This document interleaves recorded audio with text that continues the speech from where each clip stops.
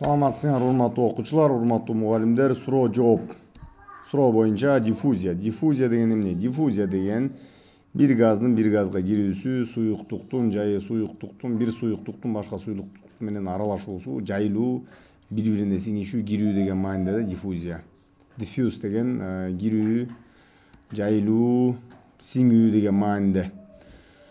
Бул жерде мына могу сүрөттө көрсөтүлгөндөй кызыл боек сууга тарап атат. Кандай тарап атат? Кызыл боекту суунун ичине салганда бул жерде могу сүрөттө көрсөтүлгөндөй, могу жердеги сүрөттө көрсөтүлгөндөй бөлүкчөлөр эмне болот? Ар бөлүкчөлөр ар кайсы жакты көздөй ар дайым кыймылда болот. Бөлүкчөлөр эч качан ордунда турбайт. Эгерде могу суунун ичине бир кичинекей бөлүкчөнү салып ийип туруп, ошол бөлүкчөнү микроскоп менен караса, мындай жолду чийет да, ар дайым бул кыймылда болот. Демек, бул бөлүкчөлөр ар дайым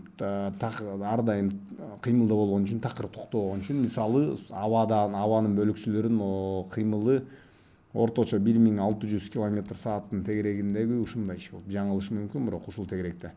Саатына 1 саатта 1600 км элестетип атасыңар. Бул өтө ылдам, ракетадан дагы ылдам деген сөз да.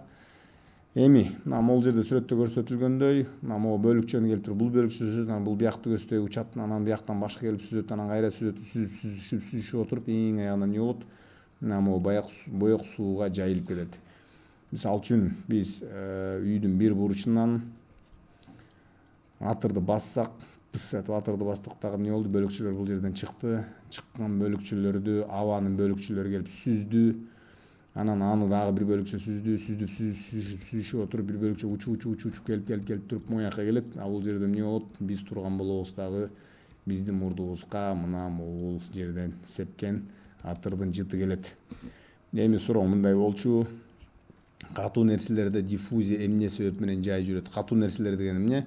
Катуу нерселер бөлүкчөлөр туруктуу абалда турат, кыймылдабайт. Бөлүкчөлөр кыймылдайт, эми ордунда эле эки жакка кыймылдайт, бираз бул жерде вибрация болот да, титрейт.